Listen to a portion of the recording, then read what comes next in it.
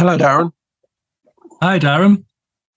Welcome to part two of Darren Hayman's mistake in agreeing to paint whatever was on That's page 69 of Blue Diesels in View. that's the name of your band, Darren Hayman's Mistake.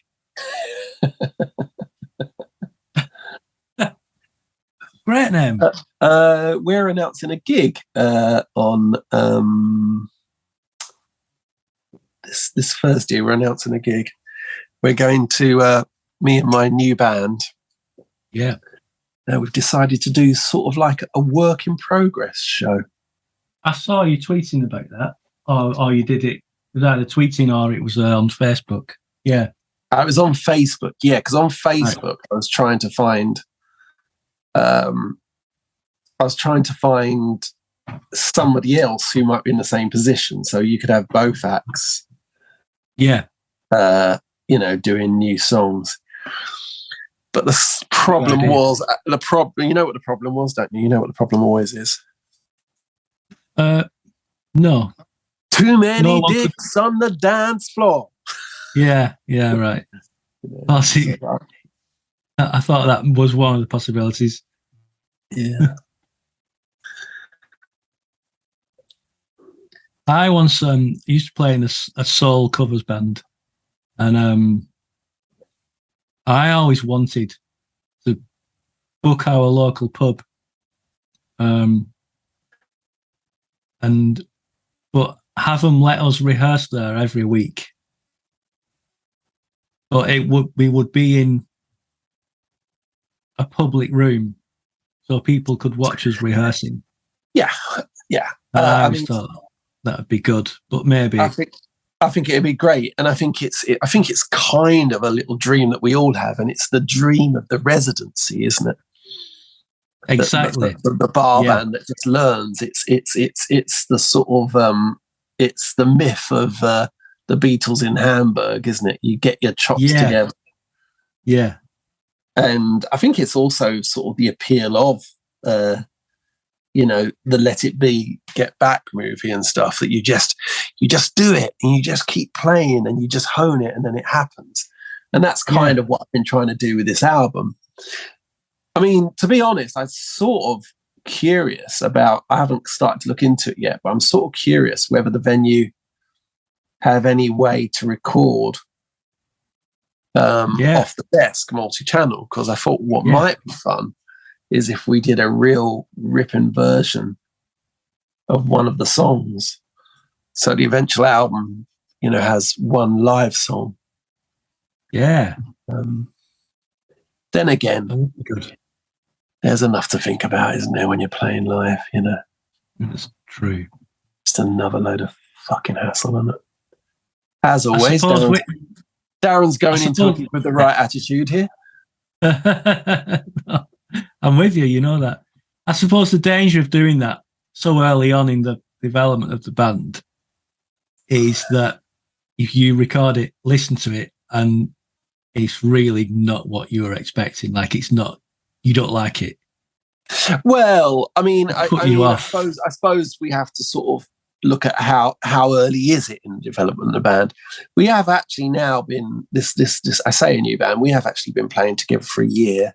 We've recorded 6 songs. Yeah. We've got 10 songs written, and I suppose that sort of little what do we actually sound like? I guess that already happened. That happened a few months ago, that we recorded ourselves, and particularly in the case of Jolie, the other guitarist.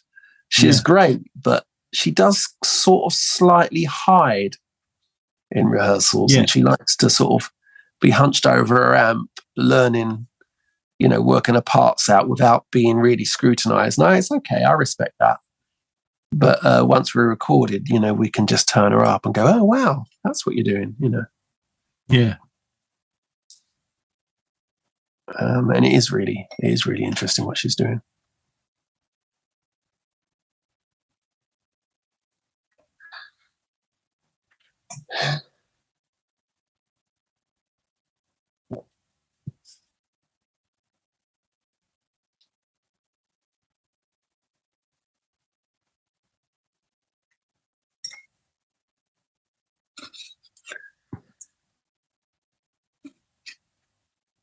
also kind of curious. Yeah, we announce it on, like I say, Thursday.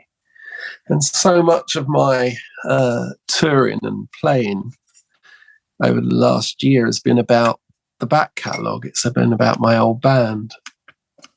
Yeah. So I'm sort of curious as to what people's reaction to it is. You know, I have a sort of hope that people might go, oh, great, good. That's a bit different to what he's been doing. I'd like to see what he's up to.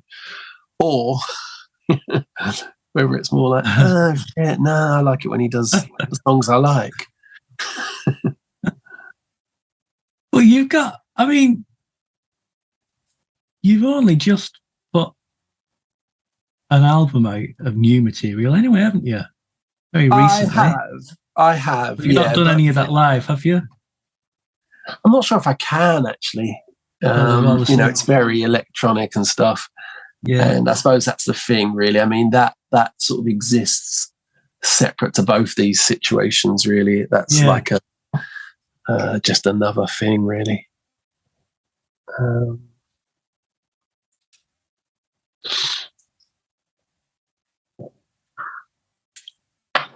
Anyway, all good fun. I mean, you know what the main problem is. The main problem with any band is getting the fuckers to turn up to enough rehearsals. I really lovely band. Sorry, I didn't mean to slag them off on YouTube. I really don't miss it. When I was in the band of 6 of us. Oh, I bet you never rehearsed, all of you. I bet you never got all of you to turn up, did you? And the thing, it was, there were many rehearsals where we weren't all there.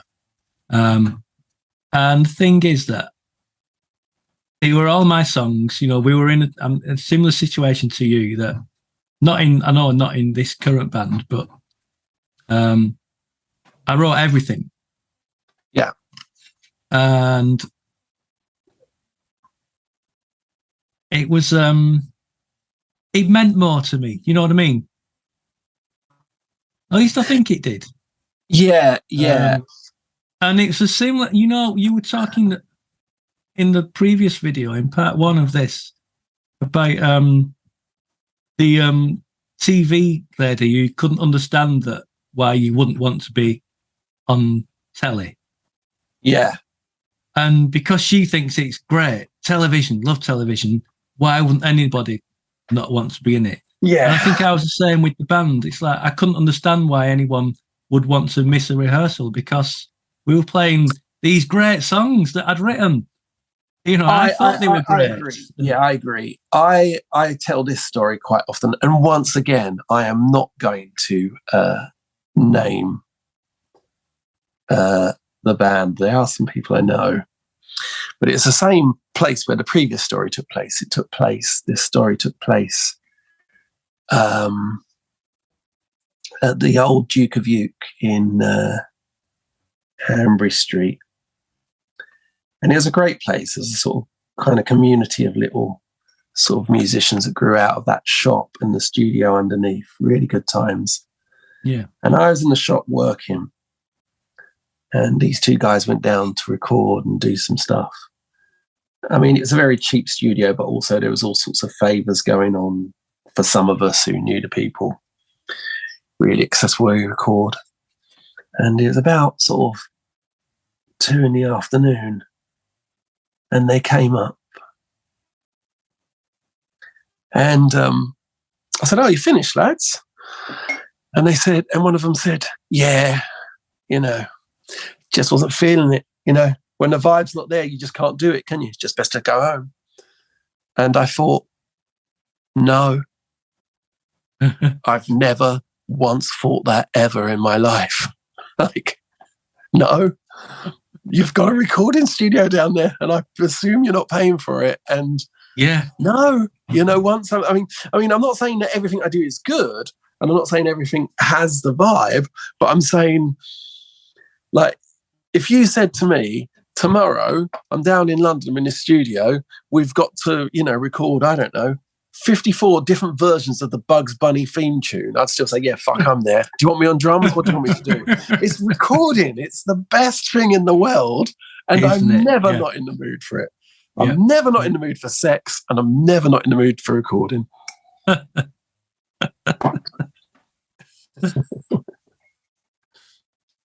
in the mood. No, it's recording is brilliant. Yeah. It's recording, and this drawing and recording, I really can't think of anything more fun to do. It's still magic. It is. Just before this, I was putting a little thing on mine and Michael's thing. I was putting a little organ line. I think this sounds good. I was putting it on. And then just before I came in to start recording, I'd had about a half-hour break. And let's see if it works. And listen back to it. And it's shit. Yeah. But it's still kind of magic. It's still sort of magic in the way that, hold on, half an hour ago that sounded great to me. And I thought it was really playing off the vocal. Yeah. No, it doesn't. And even that sort of mystery and working out why that happens. Yeah. It's still great. You know, I'm still fascinated by that. You know, like when you have a mix sometimes and you're like trying to work out what's wrong with it. And then all of a sudden you take something out and it's better. That still constantly amazes me. It's like, oh, it's not about adding something. It's this bloody maraca. That's what was wrong with it.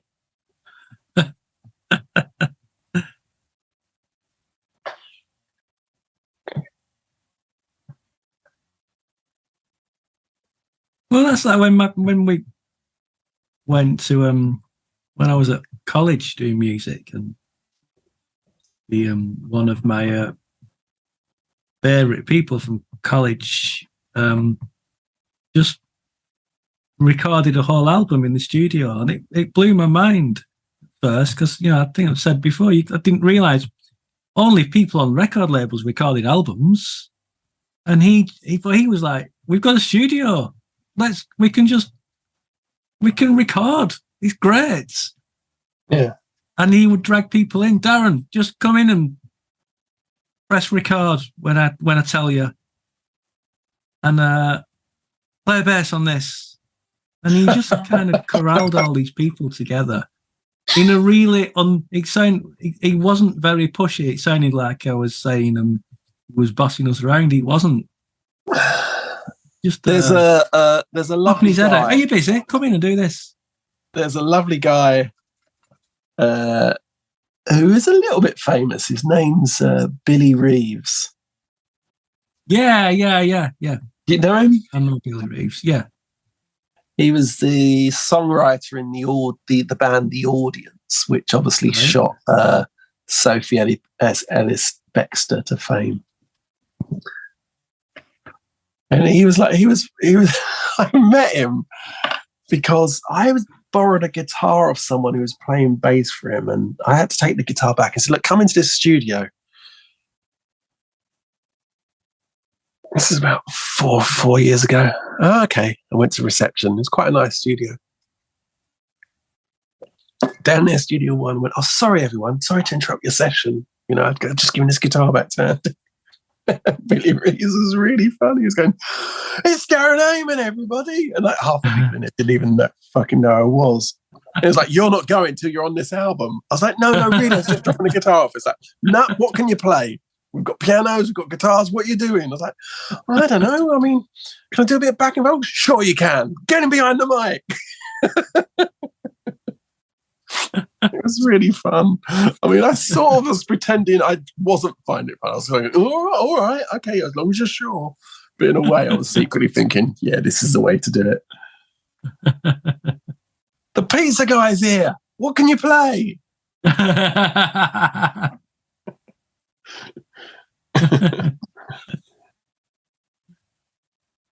But that feeling of, I mean, again, being at college, having a studio that you weren't paying for.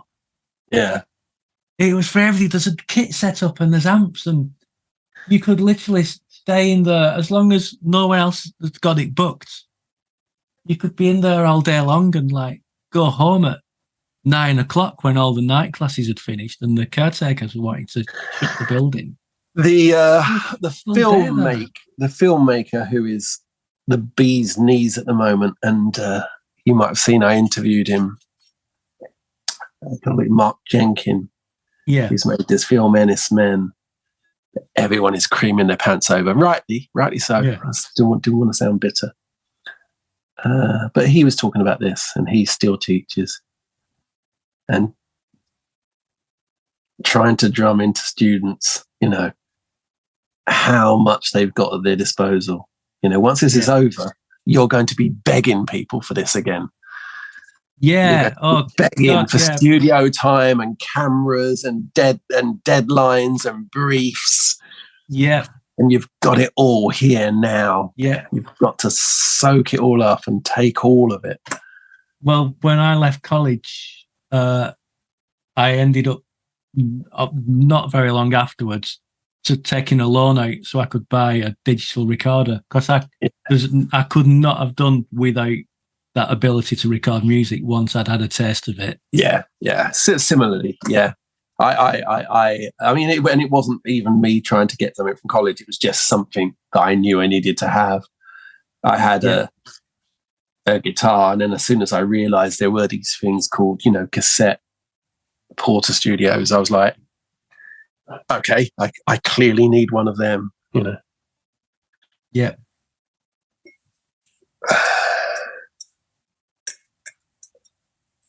I found a cassette with a load of old songs I'd written when I first got it. Well, I only found the cassette last year when I moved house. And it's kind of ropey, but it's full of invention. Because I was just recording stuff every day and just experimenting with stuff and different ideas before I'd kind of settled into myself as a writer. But it's really fun to listen to them, all these crazy ideas that I was just coming up with and bouncing tracks. So, it's not an 8-track digital recorder. I loved all that. Yeah. Layers. But I miss bouncing. I miss bouncing. You have to make... So let me explain in case someone's... Yeah. So what you used to have is with analog technology, you would be limited in some way as to how many tracks you would have. Yeah. And so famously, some of the first Beatles albums are recorded on 2-track, and Sgt. Pepper is recorded on 4-track, isn't it? Yeah. I think so, yeah. By the early 70s, this became 16 and then 24. And then, now with computers, as many as you want, you are only bound by your imagination and sometimes your hard drive, I suppose. But when you had cassettes, you had 4 tracks, and so obviously you wanted more than 4 instruments, so you would bounce down. So you would have 3 instruments on, 3 tracks, and then you would bounce them down onto 1. But the problem with that is you could never separate them again. They were, locked together. And also there would be signal degradation. Every time you would bounce down, you would be losing some kind of fidelity. Yeah. But, none of that mattered. It was fucking brilliant because you just pretended you were George Martin and you just thought, I want a maraca on this, so I'm going to bounce the maraca onto the bass and the organ. Yeah. Really great. But even like the sort of bounces and the decisions like the big guys made is kind of really funny in retrospective. Did you see when they they separated out Pet Sounds, how they did it? No. So Brian Wilson on Pet Sounds kind of had Hal Blaine and all of the orchestra and all of those, that big sound. Yeah. Recorded them down to 4-track. So I had 4 separations. So maybe had rhythm section on 1, brass on 1, so even that's tough, right? Yeah. And then what he did was he bounced all of that band down to one track on another 4-track. And so he had one track for all the music, and the other 3 tracks were for the Beach Boys vocals. Yeah, of course, yeah. That's how he thought. That's how you do it, isn't it? We've got loads of singers. We need all those tracks for vocals. And so the way they managed to make the stereo mixes, sorry, this is really boring for some people, I'm sure, was by finding the initial 4-track reels that they bounced down and then syncing them all up. Yeah. So they eventually had 7, and then they could separate the band out. Wow.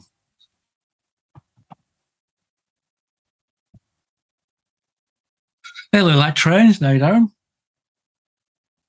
Yeah. Got a big decision to make about this guy here. But first, what I'm going to actually do is all of these trains have whopping shadows. The light is all this way. Right, yeah. I think you might remember before that. I mean, it's normally quite exciting when I do this. But also, it works so many times that I start to get a bit nervous that it can't work again, can it? So normally when I put the shadows on, that's when they really start to look solid, beefy trains. So this guy,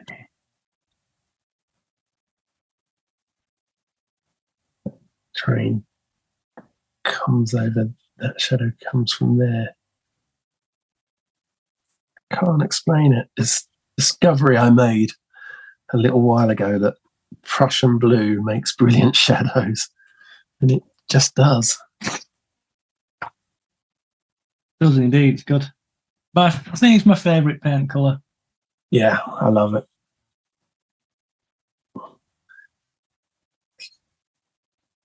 I started buying it. Time for one last drawing, I think. Yeah, you have. I think you have. I think I will finish this whilst you do your last one. Or if I don't, I'll do it on my own clock.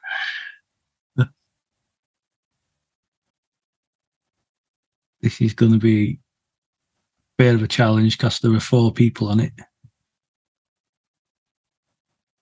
4 people on what? On this drawing that I'm going to be doing. Okay. Well, that's good. That's drawing the shadows. You're drawing. You're painting shadows. Nice. I'm drawing the shadows. Well done. I see what you did.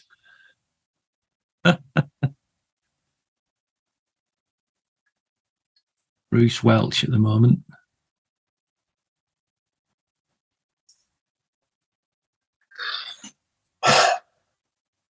I think it's working again, isn't it? Is this working, this picture? Yeah, it is, yeah. I think it's starting to come alive. I've got a bit of a problem over here because see over here, this white, it really is that white in the picture.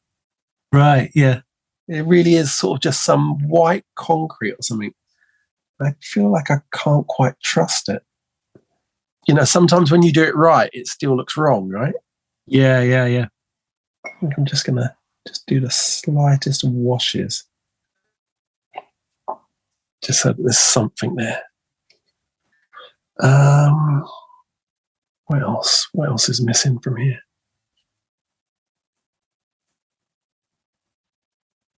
Right, now I've got to deal with this white post, haven't I? I have.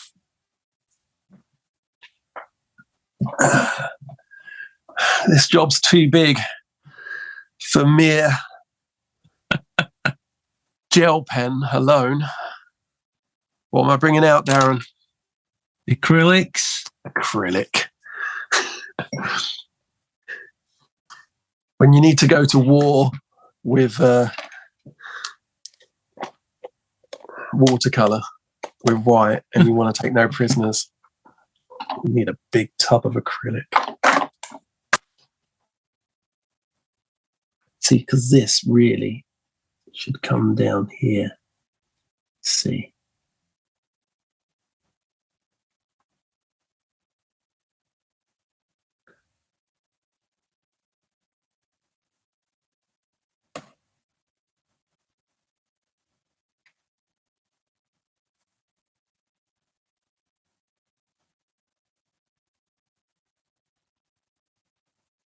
There's also one here.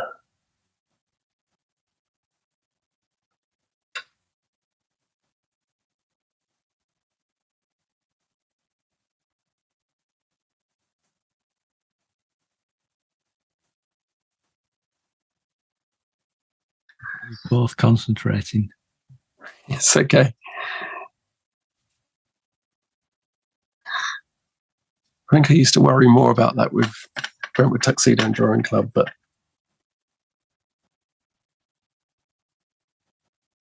you just have to sometimes, don't you? Yep.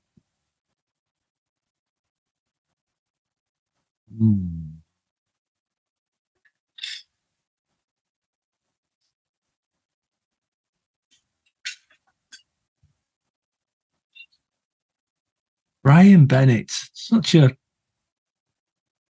smiley chap. You saw the Cliff Christmas special, didn't you? Yeah, I did. Yeah, thanks for putting me on to that. Yeah. I mean, I still don't think... Yeah, I still don't think we've properly, done as much Cliff on this channel as we want to. We've not. No, we've not, have we? And I think that a newcomer might be thinking, hold on, what's going on? Are they taking the piss? No, we're not taking the piss. We fucking love Cliff. Well, we spent about 10 minutes on Hall and Oates on the previous video, so... And we don't even like them. We should do a Cliff special. But I think it's quite... I just wonder where we should start with it. I mean, I wonder whether we should both sign something to paint from a certain era or talk about certain album. That would be. It's a shame, isn't it? Because one problem with YouTube, what you can't do is you can't just, have the album playing in the background and do some commentary. I mean, that would be quite fun, wouldn't it? Yeah, it would be, but no, it's I don't think it's possible. No. Certainly not a full album as well. Definitely not fair use. I don't think they'd agree. Well, those Nothing Is Real boys, you never hear the Beatles on their Beatles podcast. No, even the theme tune is a Beatles. That's quite clever, isn't it? I quite like that. I would have liked that brief to have done that for them. I wonder who did that. Did he never say? Did that? No, I mean, I'm sure it's there. I'm sure it's on the credits somewhere if you look on the website. But yeah, someone has obviously been asked, make something as Beatlesy as possible. And I think what's quite clever about it is you can hear the 4 Beatles on it. There's only 4 instruments. Yeah, yeah. There's a bass doing the high-up triplets. There's a mellotron representing John. There's a sitar representing George. And there's, tub thumpy drums to represent Ringo.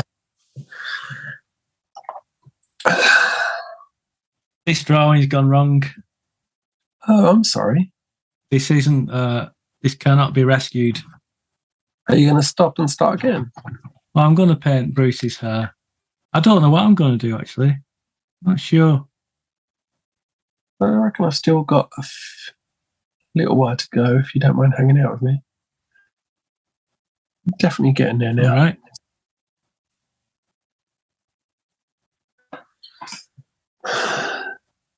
And the thing with the other drawings, I'm going to move that to one side. Stuff that I do like that I've done tonight. And these are all good. Very pleased with these. But I've kind of decided that when I'm doing this sort of like graphic stuff, that paint doesn't suit it. They really look good when I scan them and then add colour digitally. So you can get proper flat colour. Yeah, and I can I change the colour of the ink itself in Procreate as well to make it a bit more of a chocolatey brown colour. Quite an interesting look. But I did try doing line drawing and then painting it. I'll get it actually because it's here. So there we go. Alan McCorgan. And it just doesn't work to me. Still a decent drawing. Oh, and you think that one doesn't work in the same way? Yeah, to me it doesn't give me the same feeling that my digital coloured ones do. So hold on, tell me what the new rule is then. You're going to do you're not going to use paint when it's what? Just a certain type of look you're going for, I suppose. When I'm doing these line drawings, okay, portraits and stuff, then I'm using digital colour. Yeah. Right. I kind of prefer it. I can show you actually. I should have some on my iPad. Here we go. So here's a good one that I did last night actually. I do like. There we go. Jeff Beck. Then you get the yeah, I don't know. We've got I don't know lines. if I entirely agree, but it doesn't matter if I don't agree, does it? It's what you're doing, so it just feels like it really works for me. And like do that one there as well. Really strong, vibrant colours. That's really great. Oh God, that's really great. That's the one from the other day. Yeah. No, it's really good. And just to see the scribble of colour, not full colour on her face, just a little red cheek is kind of enough. And where maybe I could learn from that, because where I feel like I went wrong with this one is using too much colour. Whereas I really like that picture, but I mean, I feel like, it's not for me to say. There's a thing you're after, and you're achieving it one way, so it doesn't matter. I'm just not quite ready to agree with you that picture doesn't work. No, yes, it still works as a picture. It doesn't go where I was wanting it to go. These feel a bit more interesting. Yeah. I suppose for me, like painting is so much about not being near a screen. I mean, it sort of irritates me when I just have to, like, after this, I'm going to have to take a photograph of this and, stick it on Etsy and stuff. And even that kind of irritates me a bit. Right. And I just suppose there's something about, have we done perhaps we should do one of these about computer drawing. That would be good. Well, you don't do computer drawing, but I'm sure. Well, I don't, but maybe I should. Maybe I should. Maybe I should buy a little app, and maybe that would be interesting. Because I suppose what I'm saying is I'm a little bit anti for me. Yeah, but maybe that would be an interesting thing to do. There's just something about, like, does it exist for me? I know it's like a real fogey old thing to do. But it's like, I see why you've done that and you've coloured it, and I see like it has this graphic thing. But for me, that's like, if you're doing that, that's because you're going to reproduce it. And I don't know, it's just sort of weird. Yeah. It's like, and where's the picture not. Then? It really is like someone who's 80 should be saying these things, not someone who's my age. No, I totally understand. I think that I'm often producing drawings with a view to maybe these can be put in a zine or something like that. I think that's what's different. Is there is a bit of the sort of graphic layout artist about you, whereas for me, this thing I'm drawing now, it exists here on this page, and that's the only place it has to exist, aside from maybe getting, photographed and put on Etsy. So I have a question for you here. Yeah. So, you can't see the paint, the photo I'm working from. No. I think I'll keep it that way, and I'll keep that way for everyone.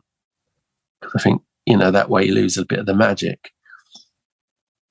But I suppose what I'm interested in is there sort of equal intensity around this train yard? Do you know what I mean? Does it look like there's the right amount of stuff there?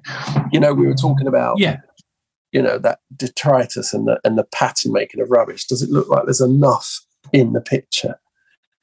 I think there is. Do you understand what I'm saying? Like, is it relatively as detailed as the train? And does it keep putting a few more blacks in this bit here? Just here. Keep thinking that needs a little. God, blimey.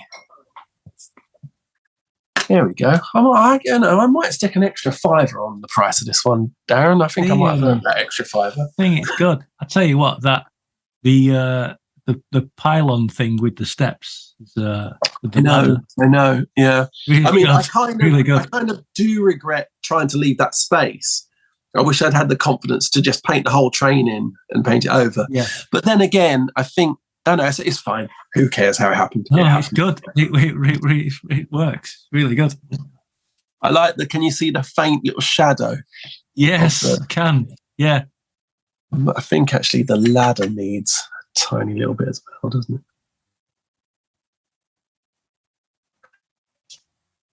it? Okay. I think it's, and the shadows of the two, like there's two masts at the back as well, top right. Yeah. I think it's those little details that give it that ladybird quality. That's suddenly what makes it 3D. Yeah. Another good one. Yeah, they sell each time these days. They don't actually. They should do. They don't actually sell straight away. I feel like people have to ponder them because I can't remember what I put them up for. They're a little bit more because they do take a while. Yeah, as is proved by the fact that this has gone through.